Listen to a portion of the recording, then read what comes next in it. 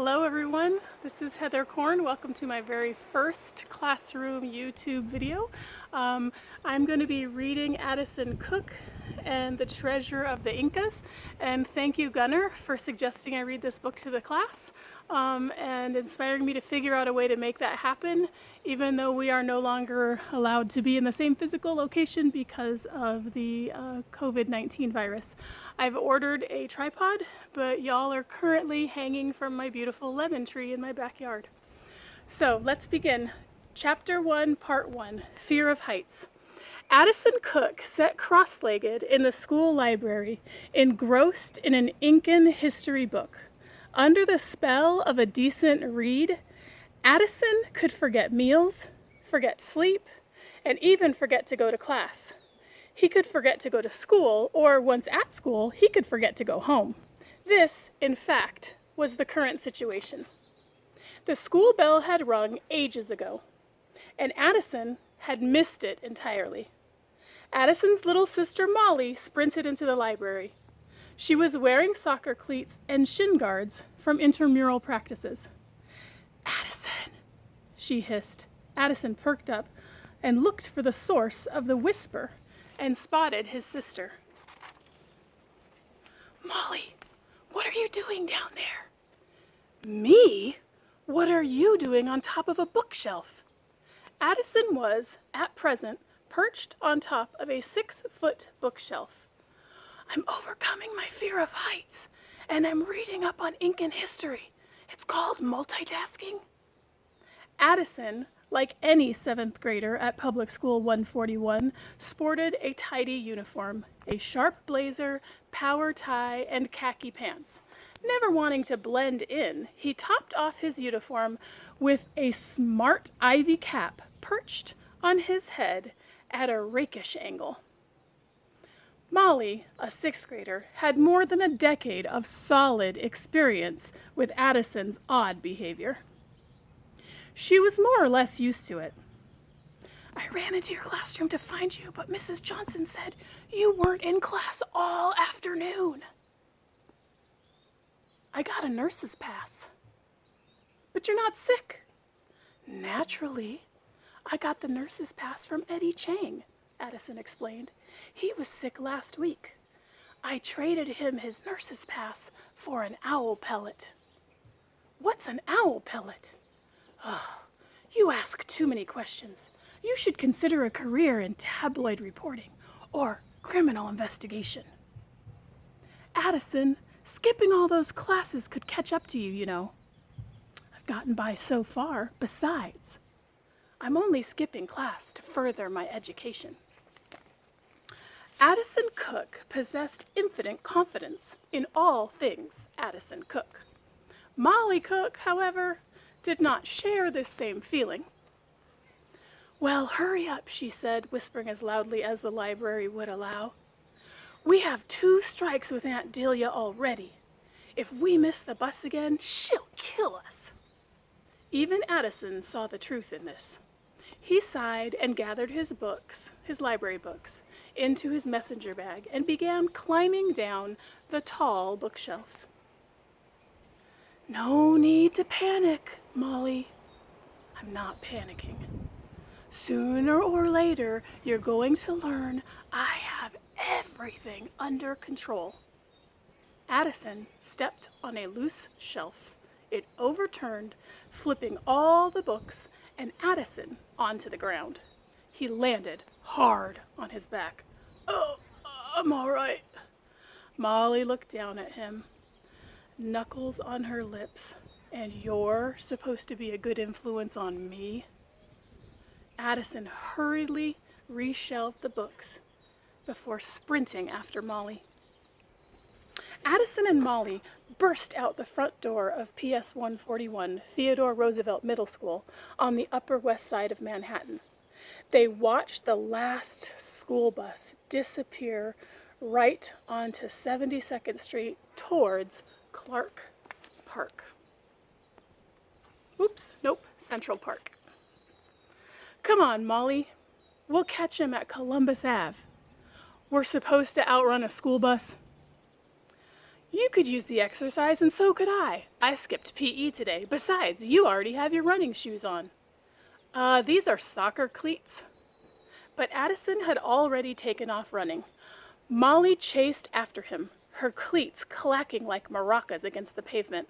They dashed past the hot dog vendor with his rolling cart, past the cook fire smells of the pretzel vendor. They sprinted past Caribbean's ice cream cart. "Missed the bus again, Addison," called Mr. Caribbean. "Time waits for no man," replied Addison as he flew by, "and neither does the bus." Addison put on a fresh burst of speed, now struggling to keep up with Molly. "The shortcut," she called, ducking down a service alley. They bolted along loading docks and leapt over shipping flats. Addison, desperate not to lose any of his Incan library books. Turbaned men reclined on blankets, played chess in the alleyway. Women with machetes shaved ice behind the Thai restaurant. Addison and Molly swept past them with the speed of 2 scalded squirrels. They emerged from the alley at full tilt, upsetting a flock of warbling pigeons on Central Park West.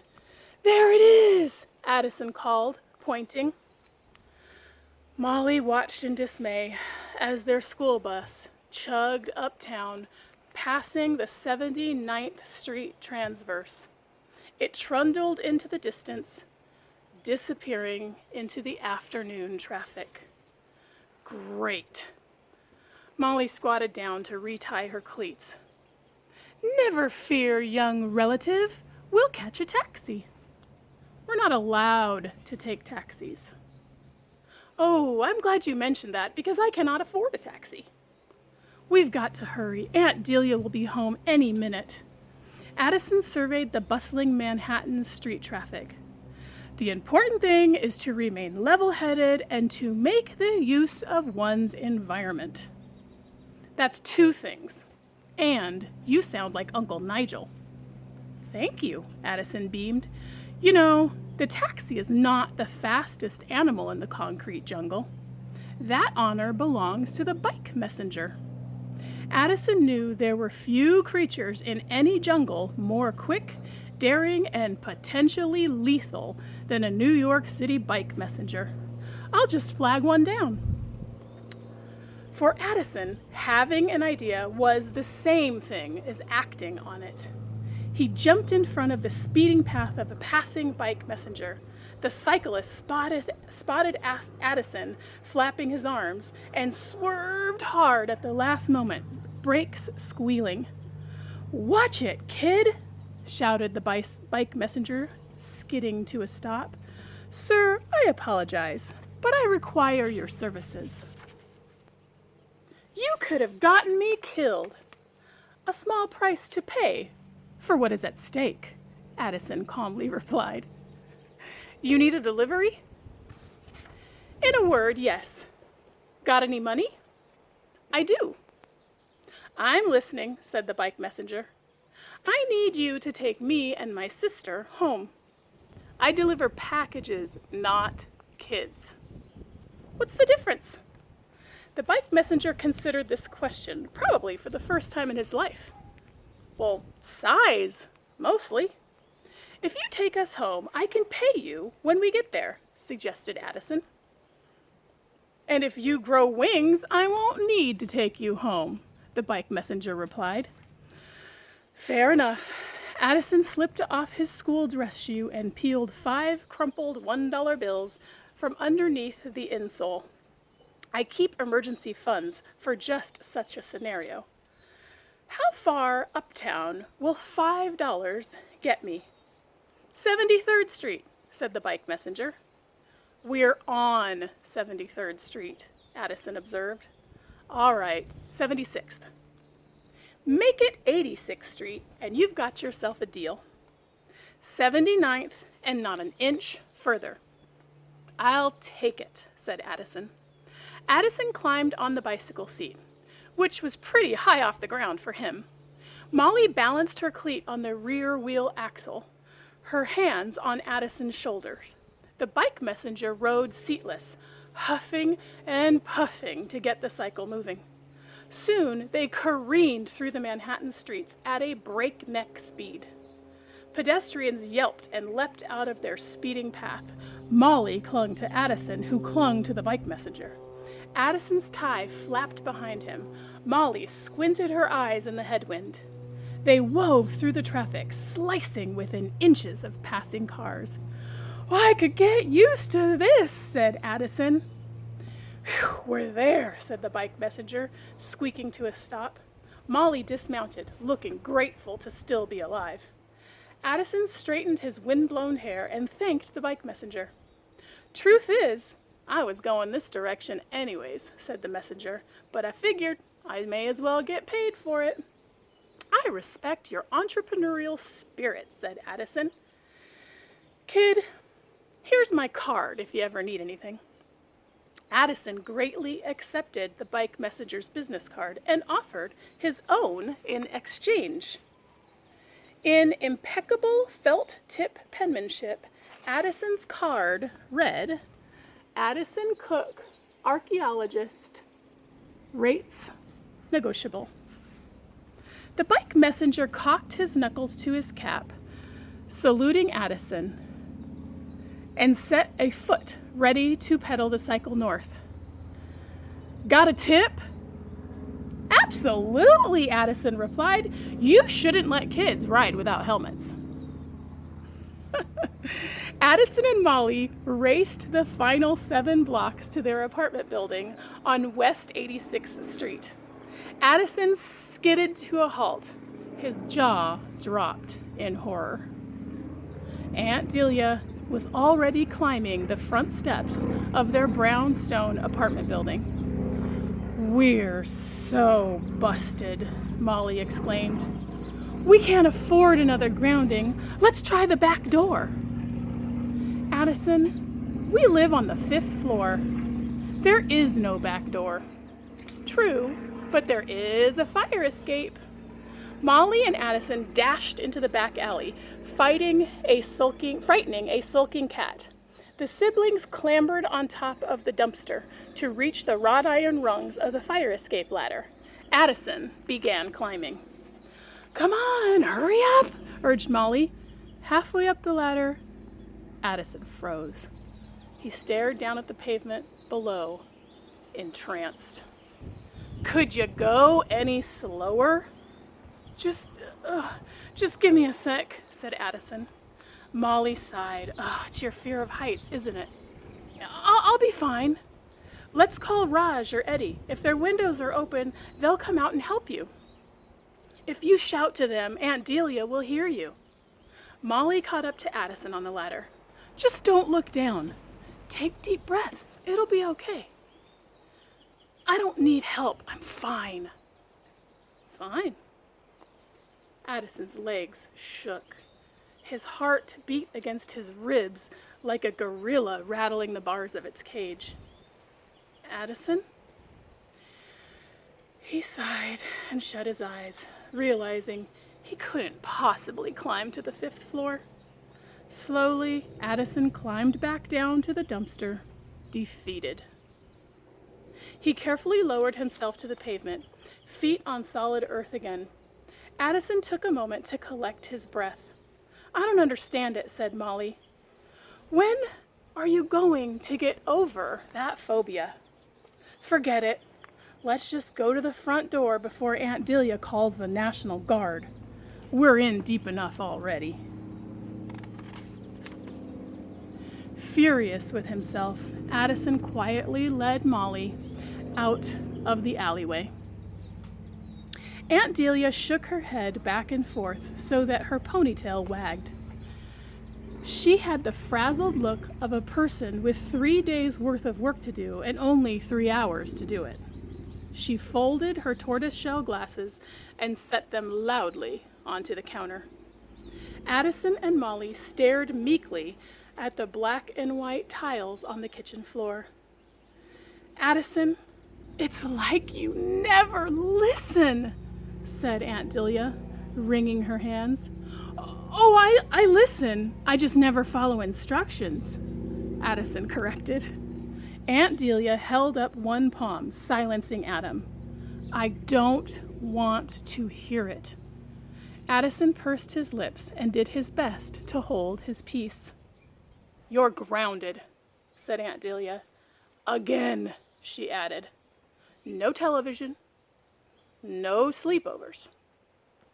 Aunt Delia wound up for the knockout punch. And, Addison, no visits to Bruno's Fossil Emporium for a month. Oh, come on! No lip, Addison. This is about more than following instructions. When you give me your word, I need to know I can trust you. You need to start accepting some responsibility. Traveling the city by yourself? What if something had happened to you? I wish something would happen to me, Addison blurted out. School is unbearably, inconceivably, impossibly boring. You and Uncle Nigel are always leaving the country, flying to excavations, seeing the world. If I could just leave school, I might actually learn something. Is that why you keep getting into trouble? Because your uncle and I have to work? Every time you fly out of the country, you leave Molly and me behind. Only during the school year, Aunt Delia countered. Well, I'm ready for more. I'm almost 13, and in some countries, I'd be married by now. Addison missed all his afternoon classes to hide in the library and read about Incan treasures, Molly offered helpfully. Molly, hissed Addison. Incan treasures, cried Aunt Delia. Molly wants to get out of here, too. We're tired of being cooped up in school while you and Uncle Nigel trot around the globe. Don't drag your sister into this, Addison. Molly, unlike you, has never broken a rule in her life. I refuse to believe that she is longing for a life of adventure when she can't even take the garbage down to the trash chute by herself. Can't or won't, Addison replied. Aunt Delia stepped out of her high heels, hung her coat in the closet, and set her briefcase down on the table with a clatter. She took a deep breath and ran her hands across her forehead. Addison, I will spend more time with you when the museum gets back on its feet. Until then, your uncle and I need to work hard so you and Molly have a roof to eat and a food to sleep under. I think you got that backwards, Molly suggested.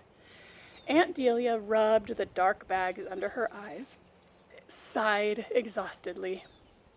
Addison, I don't have time to pick you up from after-school detentions. I don't have time for more soul-draining teacher meetings about you getting into trouble with Eddie and Raj. Aunt Delia took Addison by his wrists and looked him in the eyes. There is only one of you, and only one of Molly. That makes each of you more rare and valuable than any Incan gold. Do you understand why I am upset? Addison nodded. I don't make the rules just to be mean. I make the rules to prevent you from being, kidnapped. Addison nodded again, seeing the sense in this. We have to stick together, all right? All right, Addison said. Stick together, I promise. Addison and Molly shared a bunk bed in their room of Aunt Delia's 2-bedroom apartment. Molly's half of the room was strewn with mismatched socks, grass-stained soccer shorts, mud-caked sports jerseys. Addison's half of the room was as pristine and immaculate as a NASA science laboratory. Roosting pigeons cooed on the window ledge, watching the afternoon descend into night. Rising wind and brooding gray clouds betrayed a gathering storm. "Why do we have to stay with Uncle Nigel this weekend?" Molly asked. Addison packed clothes and books into his backpack. "Because Aunt Delia is working." "But why do we have to stay with Uncle Nigel at the museum?" "Because Uncle Nigel is working." "Why are they always working?" "Like Aunt Delia said, to take care of us." "By ignoring us?" "More or less," said Addison. He carefully packed his microscope and calligraphy pens. He swiped a pocket